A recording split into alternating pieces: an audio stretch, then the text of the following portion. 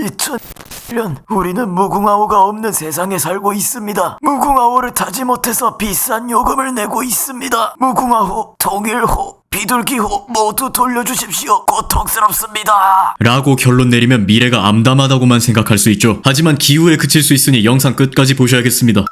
지난번 영상에서 무궁화호 감축과 폐지에 대한 진짜 이유에 대해 알아보았는데, 예고대로 무궁화호가 사라진 뒤에 한국철도의 전반적인 체계, 이른바 포스트 무궁화호 시대가 어떻게 진행될지를 살펴보겠습니다. 현재 무궁화호는 대부분 기점부터 종점까지 전 구간을 운행하면서 장거리와 중단거리를 모두 담당하는 형태이며, 길게는 7시간 가까이 걸리는 무궁화호도 있습니다. 그러나 무궁화호 전체 이용객은 줄고 있는 게 현실이며 1인당 이동거리 역시 갈수록 줄고 있고, 중앙선 등의 KTX 이음 등 준고속열차가 도입되는 등 전반적인 철도 이동 패턴 변화로 이에 대응하기 위한 체계 개편의 필요성이 대두됨에 따라 한국철도는 2019년부터 상위 등급 열차는 장거리에, 하위 등급 열차는 중단거리에 특화하여 운행한 것을 연구해왔습니다. 그리고 무궁화호는 지난 영상에서 말한 것처럼 객차 수명 만료로 인해 차츰 폐차가 진행되고 있고, 이를 현재 ITX 새마을 열차와 동급인 신형 열차 EMU 150이 무궁화호 역할을 흡수할 것이 가시화되고 있어 KTX는 장거리, ITX 새마을은 중단거리 셔틀, 광역전철은 광역권 내 단거리 이동 담당으로 개편될 것으로 점쳐지고 있습니다. 특히 과거와 달리 KTX에서는 큰 변화가 생겼는데 바로 KTX 이음 열차의 개통입니다. KTX 이음은 경부고속선이나 호남고속선 같이 고속열차 전용으로 다니는 노선이 아닌 중앙선이나 동해선 같이 무궁화호도 다니는 기존 노선에서도 운행할 수 있는 시속 260km급의 준고속열차로서, 중앙선의 경우 KTX 이음의 개통으로 서울에서 안동까지 무궁화호로 3시간 반이 넘게 걸렸던 것이 2시간 내로 단축되는 효과를 가져오는 등 한국철도 전반에 큰 변화를 가져오고 있습니다. 실제로 KTX 이음 개통 이후 안동역의 하루 이용객이 코로나 이전보다도 늘어나고 하차객의 90%가 수도권에서 오는 등 중앙선 연선의 관광 수요도 크게 증가하면서 과거 무궁화호만 다녔을 때보다 지역경제 활성화에 더 큰 기여를 하고 있습니다. 또한 2021년에 발표된 제4차 국가철도망 구축 계획에 따르면 철도 운영 효율성 제고, 주요 거점 간 고속 연결, 비수도권 광역철도 확대 방안이 제시되었으며, 같은 해 10월 제2차 대도시권 광역교통 기본 계획 발표에 따라 오는 2040년까지 대도시권 내 광역철도 연장이 3배 이상으로 확대돼 30분대 생활권이 갖춰질 것으로 보입니다. 따라서 중앙선, 동해선 같은 개량된 기존 노선과 중부내륙선, 서해선, 춘천 속초선과 같은 신설 노선의 KTX 이음 열차가 투입되면서 주요 거점 간 고속 연결이 실현될 것으로 보이며, 단거리 이용객 역시 광역철도 확대에 따라 부산, 울산 간 동해선 광역전철의 사례처럼 오히려 무궁화호에 비해 값도 싸고 일정한 간격으로 더 자주 오는 열차를 이용할 수 있을 것으로 예상됩니다. 그런데 이런 식으로 개편을 하게 되면 중단거리를 담당한다는 ITX 새마을 등의 일반 열차는 전반적으로 구간이 단축되면서 기존과 달리 도중에 KTX 같은 고속열차나 다른 ITX 새마을 열차로 환승이 강제될 수도 있다는 것인데, 이는 자칫 열차 이용 편의성의 감소가 우려되며 특히 중소도시 이용객이 큰 불편을 겪을 가능성이 높은 게 사실입니다. 이를 두고 일부 언론에서는 적자 등 다른 요인 때문에 이러한 개편을 시행함으로써 코레일이라는 공기업이 비용 부담을 서민에게 떠넘긴다고 주장하는가 하면, 더 나아가 과거 철도청 시절처럼 공기업에서 국가기관으로 회귀하면 해결될 것이라고 말하기도 합니다. 그러나 이걸 그렇게 해석하기에는 다소 무리가 있는 것이, 코레일의 전신이었던 국가기관 철도청 역시 이와 같은 개편을 추진한 적이 있었습니다. 실제로 2004년 당시 철도청은 KTX 개통이라는 대변화에 대비하기 위해 KTX는 장거리 이동을 담당함과 동시에 장거리 무궁화호와 새마을호 열차의 구간을 단축하고 대신 KTX 연계 열차 활성화를 통해 중단거리 위주로 개편한 사례가 있었습니다. 다만 일부 노선의 경우 승객 이동 패턴을 반영하지 않은 채 운행 구간을 지나치게 줄여 열차 편수 자체는 늘어도 환승이 강제된 열차가 많았고, 특히 전라선의 경우 당시엔 지금처럼 서울행 KTX가 없었음에도 불구하고 절반가량의 열차를 도중에 익산역까지 무작정 구간을 단축하면서 무리한 개편이라는 항의가 빗발치는 등으로 인해 다시 원래대로 회귀하는 등 개편이 사실상 실패한 바 있습니다. 즉 예나 지금이나 철도 전반의 변화에 대응하기 위해 장거리와 중단거리로 역할을 나누겠다는 맥락은 같지만, 철도청 시절 실패 사례를 참고했을 때 무작정 구간을 단축하는 방식보다는 철도 이용 패턴을 고려하여 개편한 것이 필요해 보입니다. 가령 경부선의 경우 간선 노선에서 거점역을 기준으로 구간을 나눠 운행하는 간선 셔틀 방식이 도입될 때 단순히 서울 부산 구간을 서울 동대구, 동대구 부산으로만 분리하게 되면 중간에 구미에서 밀양까지 단거리로 이용하려는 승객마저 동대구역에서 환승이 강제되어 중단거리 특화라는 역할이 무색해지는 문제가 생길 수 있기 때문에 전 구간을 운행하는 열차도 일부 운행할 것으로 예상되며, 거점역을 중심으로 시종착하여 간선 노선으로의 환승이 필요한 지선 셔틀 방식을 태백선에 무작정 도입하게 될 경우 열차가 서울까지 가지 못하고 도중에 제천역에서 끊기게 되어 자칫 소요 시간은 비슷 비슷하나 가격은 비싼 시외버스에게 경쟁력을 뺏길 우려가 있는 등 실제 수요 패턴과 맞지 않는 부작용을 초래할 수 있고, 개편이 되더라도 양평지역 벽지 구간을 처리할 중앙선 청량리 제천 구간의 일반 열차도 필요하기 때문에 이 둘을 통합하여 서울에서 태백선 구간까지 환승 없이 운행하는 열차 운행이 필요할 것으로 예상되며, 환승을 하더라도 열차에서 내리면 바로 옆에서 다음 열차로 갈아탈 수 있는 평면 환승 방식을 적극 추진하고, 열차 운행 시간이 서로 연계되도록 맞추는 등의 기반을 마련하는가 하면 비행기의 스톱오버 여행처럼 환승역에서의 즐길 거리를 강화하여 체감되는 환승 대기 시간을 줄이는 등 환승에 대한 저항을 최소화하는 방안 역시 필요해 보입니다. 또한 선로 개량이나 운행 변동으로 인해 철도 이용에 공백이 생긴 지역은 거점역 간 연계버스 운행, 100원 택시 도입 등으로 벽지 지역 교통을 지원하는 것이 대안이 될 것으로 보입니다.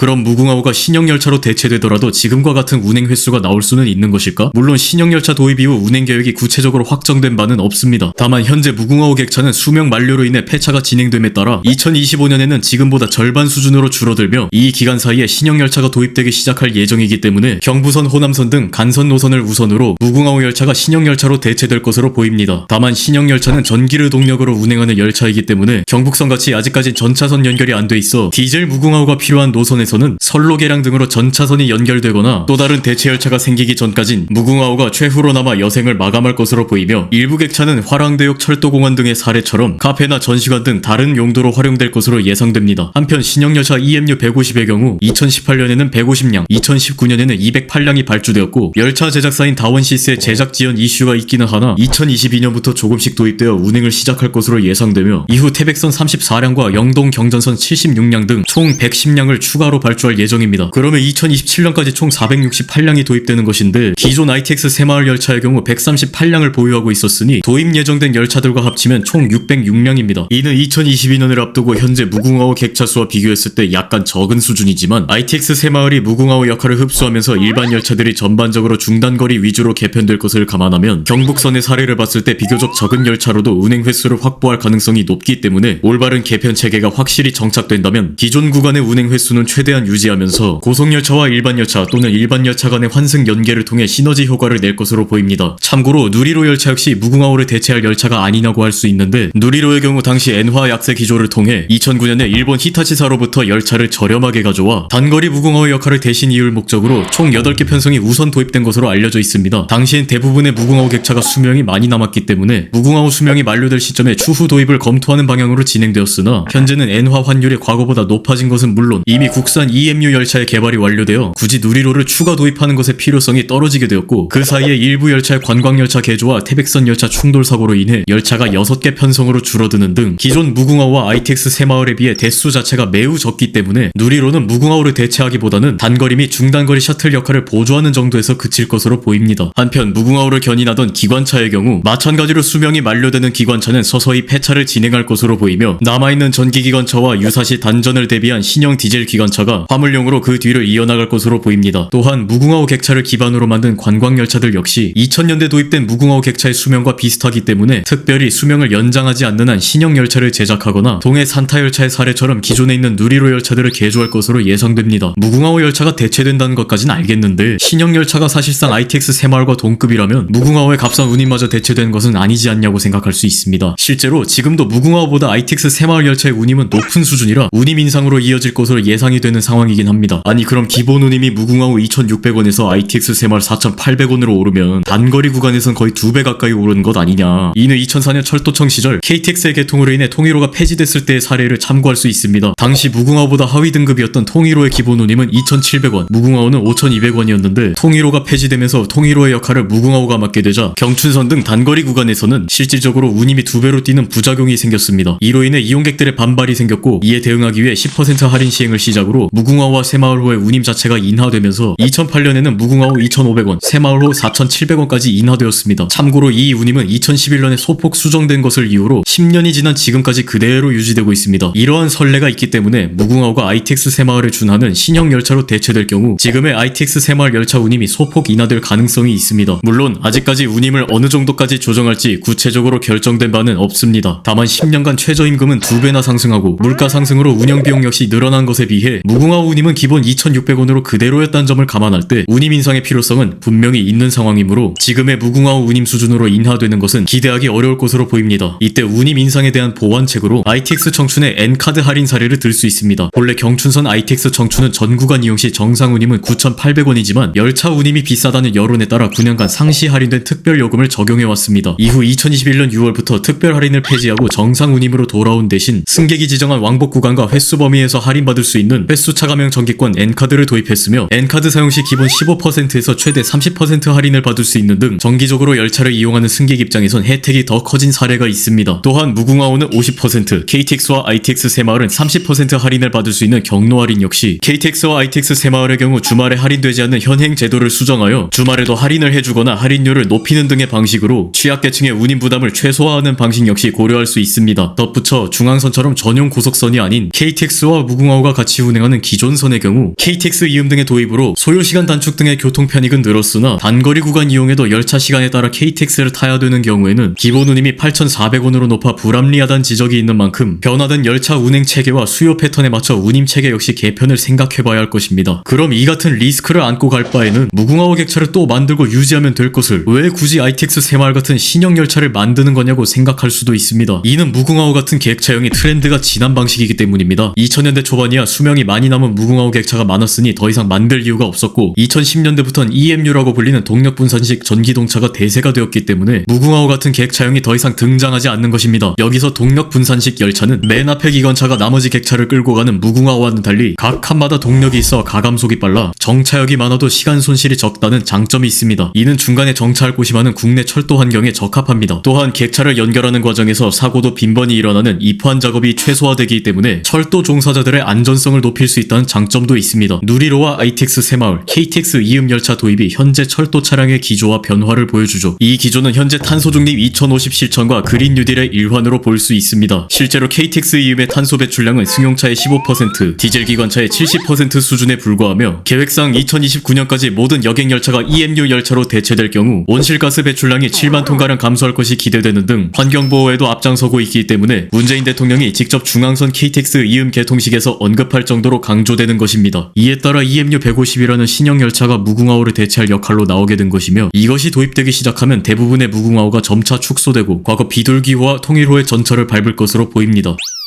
무궁화호의 시대가 가고 반나절 생활권 시대가 고속철도를 중심으로 전국적으로 확대되고 있습니다. 낭만, 느림의 미학, 서민의 발이라는 타이틀을 갖고 있던 무궁화호도 시대의 흐름에 따라 사라지는 것을 두고 한편으로는 매우 아쉽습니다. 변화는 항상 두렵고 낯설게 느껴지지만 그 변화가 가져올 새로운 패러다임은 무궁무진할지도 모릅니다. 지금 우리가 살고 있는 시대는 그 어느 때보다 빠르게 변화하고 있습니다. 포스트 무궁화호를 넘어 포스트 ITX, 포스트 KTX 시대가 찾아올지도 모르죠. 다만 아무런 대책 없이 무작정 변하기만 하면 부작용도 클 것이기 때문에 만반의 준비를 갖추고 많은 사람들을 설득해 나가고 개선해가며 점진적으로 새로운 철도 시대를 맞이할 필요가 있어 보입니다.